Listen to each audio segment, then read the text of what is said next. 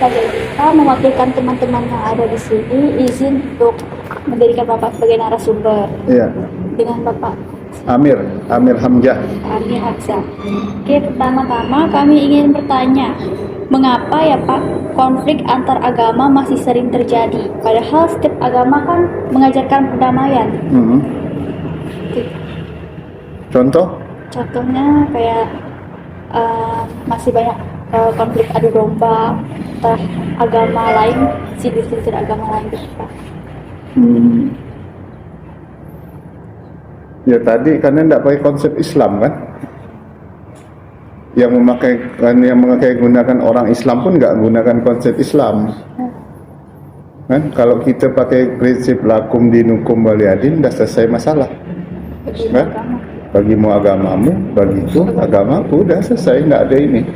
Cuman kan sekarang kan sedang saling menonjolkan ya, merasa paling benar. Cuman kan Nabi SAW sampaikan kan jangan hina agama orang kan.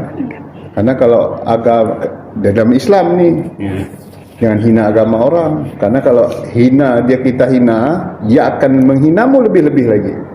Maka kalau di medsos itu kan luar biasa orang menghina Islam ya. Ya, Quran dibakar, ada dilangkah, macam-macam lah. Nabi Muhammad SAW dihina. Yang lebih menahan mungkin orang Islam ya. Ya, walaupun kita mayoritas, kita tidak pernah ada membalas, tapi yang membalas mungkin yang tidak paham. Karena percuma aja dibalas, kan? Jadi yang mesti ini, ya tadi kesadaran sendiri lah. Ya. Kalau ada kesadaran, insya Allah enggak. Karena tadi pengetahuan agamanya yang kurang, ya. Dan kadang-kadang nih tadi ini ada, kalau Islam itu kan dibenci, ada Islam fobia ya. Ya, Islam fobia. Nah, karena itu memang ada skenario kan, skenario global bagaimana cara menghancurkan Islam. Ya. Dituduh Islam ni macam-macam ya. Di dalam Al-Quran tu Allah firmankan, yuriduna liyudfi Allah bi afwa. Mulutnya apa bahasa Arabnya? Kamun. Yuriduna liyudfi Allah. Lupa saya ayatnya itu. Oh iya. Dia ingin menghina agama Allah dengan mulut-mulutnya. Wallahu mutimmu nurihi walau karihal kafirun. Tapi Allah Subhanahu wa taala memuliakan agama ini ya, memuliakan Islam ini walaupun orang-orang benci. Ini sebenarnya Allah mengingatkan untuk orang-orang berkaitan ayat dengan Nabi Muhammad sallallahu alaihi wasallam ya. Ketika Nabi Muhammad sallallahu alaihi wasallam hadir, Allah munculkan di muka bumi ini, orang-orang Yahudi tidak terima ya, tidak suka. Maka mereka ceritakanlah kejelekan Nabi Muhammad sallallahu alaihi wasallam. Contohnya Nabi Muhammad poligami, terus Nabi Muhammad menikahi Aisyah yang baru umur baru 9 tahun, yang macam-macam gitulah. Padahal kalau zaman dulu dah dibuktikan lah, di medsos boleh kita dengar lah, bahwa dulu budayanya orang kawin bukan 8, 9, 100, 200, 300. Nabi Sulaiman berapa? 400. Ya. Islam ni lah terus menghinakan perempuan macam-macam lah. Inilah konflik-konflik seperti inilah. Terus emang kadang-kadang ini orang Islam ni kan bicara tentang kebenaran Allah Subhanahu wa taala, tentang kebenaran Islam, ya. Terus kesesatan orang-orang kafir.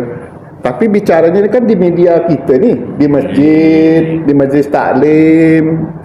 Cuman karena medsos ni tadi ni disebar ke mana-mana, akhirnya berita ini seolah-olah Islam menyudutkan mereka, menjelek-jelekkan mereka. Akhirnya mereka melawan. Tapi ya itulah tadi, yuridu Allah bi lupa sebenarnya ayat ini.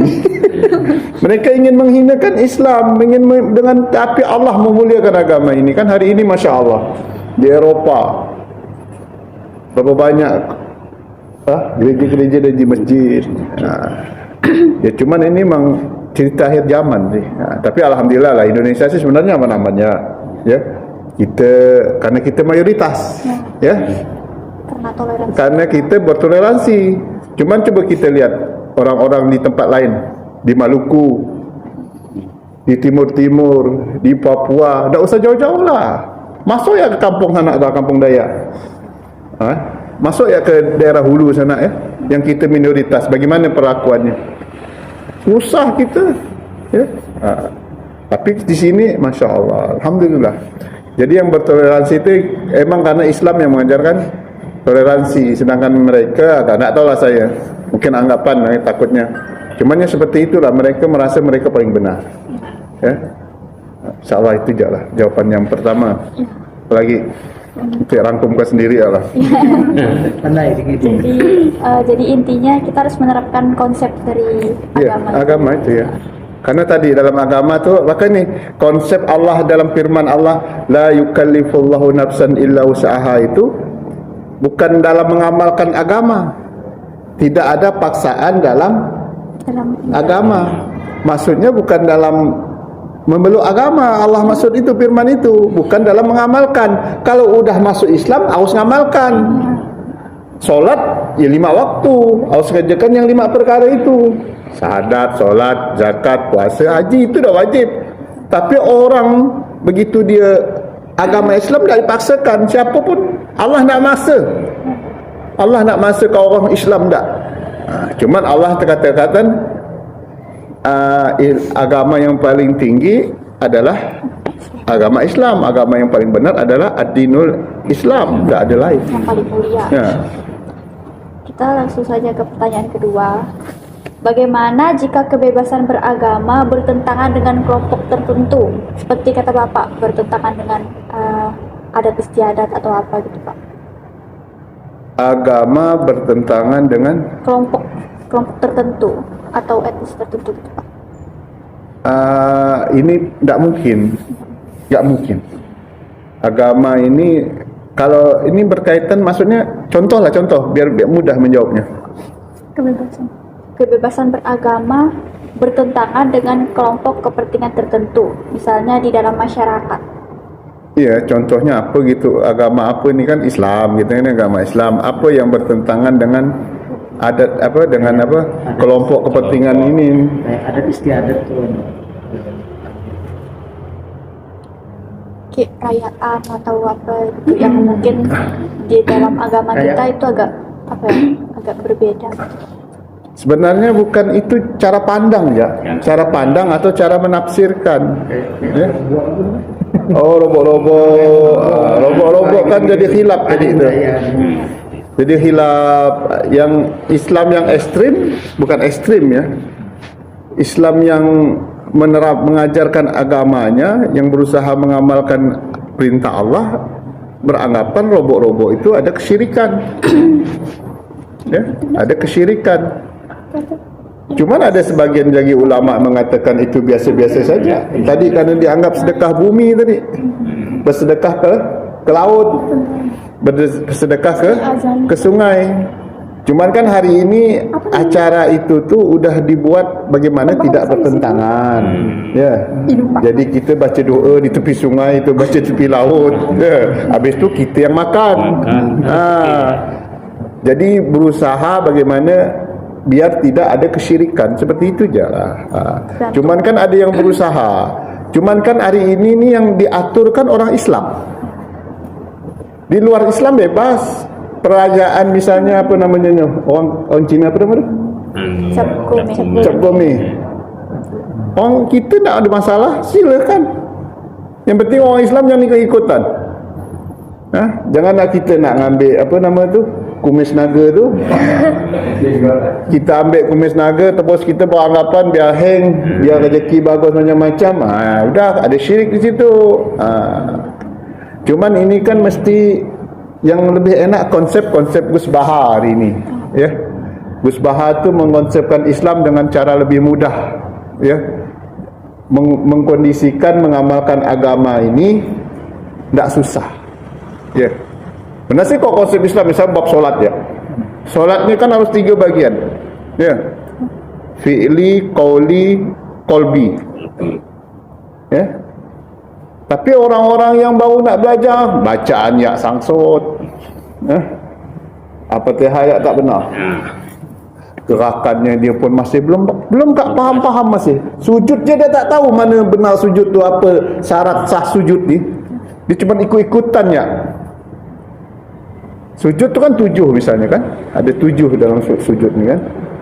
Wajah, telapak tangan, ini apa namanya ni? Dengkul sama ujung kaki ni kan. Kalau kurangnya ni salah satu tak sah. Kadang kan ada yang tak faham, sujud kaki diangkat. Saya baru ini tahu 7 itu.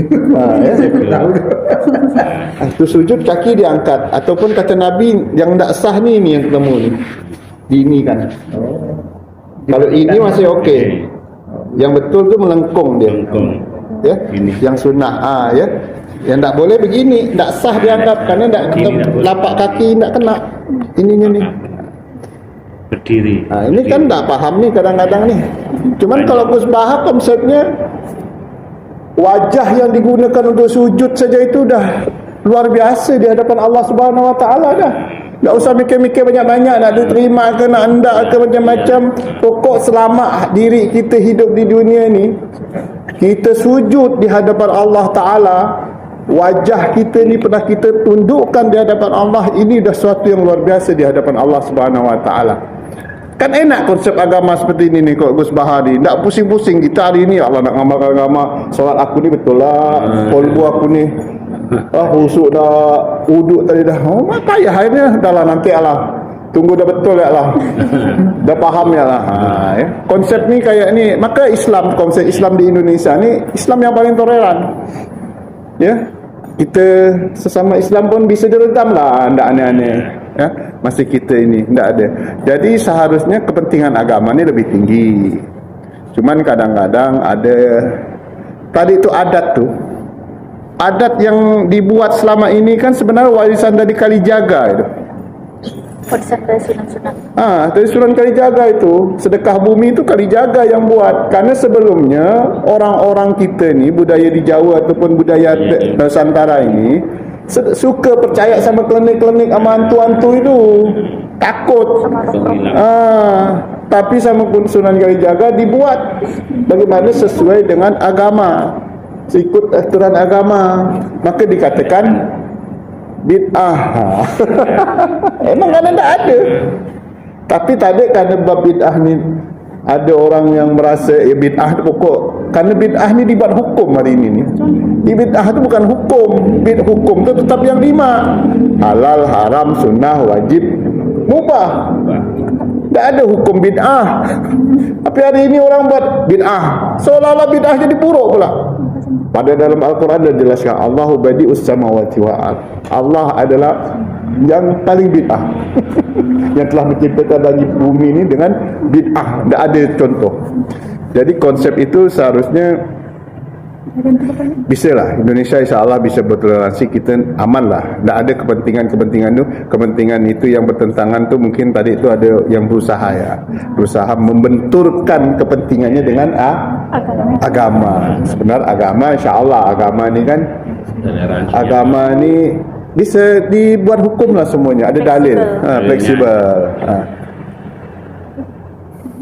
Oke, untuk selanjutnya pertanyaan ketiga, apakah ada langkah-langkah kita yang seharus dilakukan oleh pemimpin atau pemerintah untuk mencegah konflik agama, seperti misalnya yang konflik adu domba misalnya, agama ini menjahatkan agama ini gitu Pak. Jadi kalau dari pemerintah ni kan sudah dibuat ada namanya di MUI, tak tahu di bawah MUI atau di bawah Depak, namanya Badan Kerukunan Umat Beragama. Di situ ada semua tokoh agama, Islam, Kristen, Tionghoa, Buddha ada di situ. Dan kita ni kan, maka di situlah untuk meredamnya, saling bertemu, berjumpa, sehingga kalau ada permasalahan agama cepat selesai, cepat diredam. Ya, pemerintah sudah buat.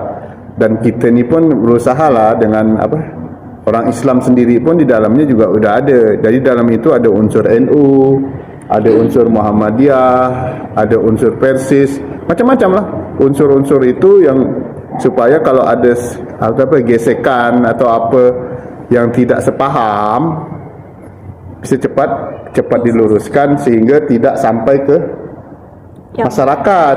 Susahnya kan kalau dah sampai ke masyarakat nih, yang awam nih, apalagi dah ada kepentingan nih, ini yang susah nih. Dia mulai nak beramuk ya, tak ada urusan, ini agama nih susah. Dia udah diredam, insyaAllah dengan pemerintah diredam. Dan yang kita ni orang-orang yang awam, meningkatkanlah kepahaman agamanya, belajar ilmu agama supaya tak cetek gitu bah, tak melihat perbedaan tu langsung cepat menyalahkan orang. Begitu lihat orang beda, misalnya ada orang kita kat dalam agama ya, dalam kita ada orang baca tak baca bismillah, mulai dah kita dia ni kenapa tak baca bismillah ni, padahal ada dalil ya. Ataupun dia solat tak baca amin ya, salah orang ni kan amin kan. Sini kita dah biasa orang nak mengucapkan amin. Coba kita keluar negeri, pergi ke mana, misalnya ke daerah India, daerah Pakistan belah sana, dia kan mazhab Hanafi. Dia tak pakai amin. Oh, kita sini kan bismillah, alhamdulillah, waladhdallin, amin. Di sana waladhdallin, sepi ya. Begitu kita ucapkan amin, dia malah noleh ke kita. Jadi agama ni pahamilah ya, lebih didalami lagi lah, biar kita tak cepat apa ya, tak cepat salah faham. Karena salah faham tadi karena ilmu yang cetek lah. Dan terus kata ulama, untuk melihat perbedaan ni di samping ilmu yang dalam, yang luas, hati yang luas juga. Hati ini, kolbu ni, jangan cepat nak nyalakan orang, cepat mencari ini, cepat memudah memaafkan. Karena tadi balik lagi konsepnya, al-ikhtilaf fi ummati rahmat ya. Khilaf, perbedaan dalam umatku adalah rahmat. Ini konsepnya, ni konsep awalnya, sehingga kita tak mudah menyalahkan orang, tak merasa inilah, merasa berbeza lah. Ya, dah. Ya, oke, terima kasih Pak telah menjawab pertanyaan tadi. Tidak ada pertanyaan. Yang lain mungkin nak bertanya? Ada yang mau bertanya? Ini tadi yang dijelaskan mungkin apa? Mungkin masih. Kalau di luar mata kuliah boleh nggak Pak? Boleh lah. Kalau bisa saya jawab, insyaAllah saya jawab. Kalau saya faham, tak bisa macam mana kak? Nah inilah. Tanya. Ini bukan dari mata kuliah sih, saya tuh pengen tahu di daerah saya ini kan mayoritasnya Muslim. Jadi ada orang-orang Kristen di sana, cuman kayak tidak sebanyak orang Muslim. Jadi dia itu pengen buat gereja di desa saya. Sudah dibolehkan oleh kepala desa. Tapi warga-warga di sana tuh banyak yang tidak setuju dibuat gereja di sana, karena katanya itu Mayoritas. bukan. Tak Karena cukup katanya kakaknya. bukan. Karena katanya itu takut orang-orang Kristen ini mengajak orang Muslim. Kristenisasi. Jadi di situ tidak dibolehkan adanya gereja. Padahal kalau misalnya dibuat gereja itu, jadi orang-orang Daerah Kristen, mana ni? daerah Sebawi Pak, di Sambas. Oh, di Sambas. Ya. Jadi orang-orang mayoritas Islam ini tidak setuju dibuat adanya gereja di sini. Menurut Bapak itu adalah keputusan yang baik atau tidak? Ya, tidak baik lah. Soalnya Karena agama ni sudah ada. Islam mengajarkan tadi itu